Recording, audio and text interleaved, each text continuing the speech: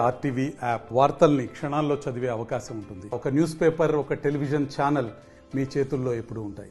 కానీ ఇవాళ ఈ ప్రభుత్వంలో ప్రజాప్రతినిధులకు ఇచ్చిన విలువ మరే ప్రభుత్వంలో కూడా రాదు.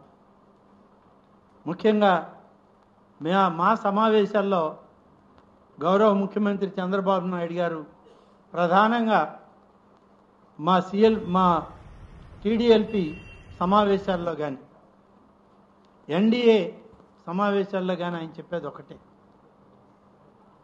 తప్పనిసరిగా స్థానిక సంస్థల ప్రజాప్రతినిధులకి మీరు విలువ ఇవ్వండి, వాళ్ళని కలుపుకునే ప్రభుత్వ పథకాలను అమలు చేయండి అని.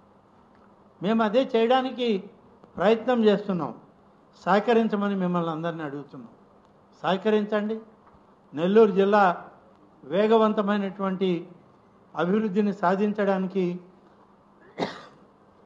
పని చేయడానికి మీ వాళ్ళుగా మేమంతా ఎప్పుడు ఉన్నాం. రాజకీయాలు, రాజకీయ పార్టీలు అనేకం ఉన్నాయి. కానీ నేను మిమ్మల్ని అందరినీ కోరేది ఒకటే, ఈ జిల్లా ప్రగతిలో మీరు భాగస్వాములు కావాలి. ఈ జిల్లా ప్రగతి పదంలో నడిపించే దానిలో ఈ ప్రభుత్వం చిత్తశుద్ధితో ఉంది. నిధులు ఇవ్వడానికి మేము సిద్ధంగా ఉన్నాం. నిధులు వచ్చినవి ఖర్చు చేసే అభివృద్ధి చేయడానికి మేము సిద్ధంగా ఉన్నాం. మీరు కూడా సహకరించండి అని చెప్పి ఈ సందర్భంగా కోరుతా ఉన్నాను. ఇది ఎన్డీఏ కూటమి ప్రభుత్వం. ప్రధానమంత్రి దగ్గర నుంచి ముఖ్యమంత్రి వరకు రాష్ట్ర సమగ్ర అభివృద్ధి, సంక్షేమం కావాలని కోరుకునే వాళ్ళే తప్ప ఏదో ఒక ప్రాంతాన్ని అభివృద్ధి చేసి ఒక ప్రాంతాన్ని పక్కన పెట్టాలని ఎవరికి లేదు. కాబట్టి మీరందరూ కూడా సహకరించి ముందుకు రండి. ఈ జిల్లాని అభివృద్ధి చేయడంలో ఎక్కువ పని చేద్దాం.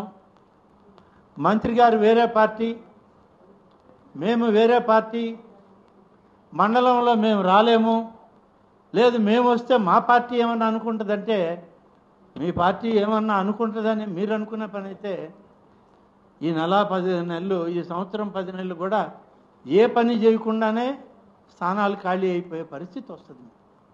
అలా వద్దు. ఎందుకు మీరు అలా ఉండాలి? 3 సంవత్సరాలు మీరు ఏం చేయలే. మీకు వచ్చిన నిధులన్నీ కరెంటు బకాయిలకో పాత బకాయిలకి వెళ్ళిపోయాయి. మేము ఈ పని చేసామని చెప్పుకునే పరిస్థితి లేదు మీకు.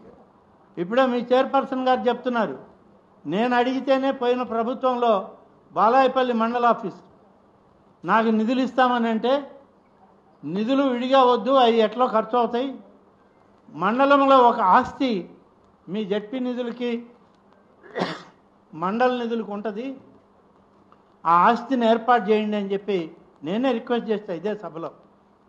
శాశ్వత ప్రాతిపదికన ఎప్పుడైతే మీరు అభివృద్ధి చేస్తారో ఆ అభివృద్ధి శాశ్వతం. మీ 5 సంవత్సరాల ప్రజాపాలన కూడా శాశ్వతంగా ఆ ప్రాంత ప్రజల్లో ఉంటుంది.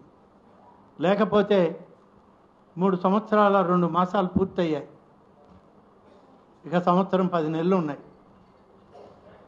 మీరు ఇలాగే మేము ఆ రాజకీయ పార్టీ, ఈ రాజకీయ పార్టీ అనుకుంటే అలాగే ఉంటుందే తప్ప ఏ రకమైన అభివృద్ధి మీ పేర్లతో కనపడదు. మరిన్ని వీడియోస్ కోసం ఛానల్ ని సబ్స్క్రైబ్ చేయండి. లేటెస్ట్ అప్డేట్స్ కోసం వాట్సాప్ ఛానల్ ని ఫాలో చేయండి. అండ్ లింక్ డిస్క్రిప్షన్ లో ఉంది.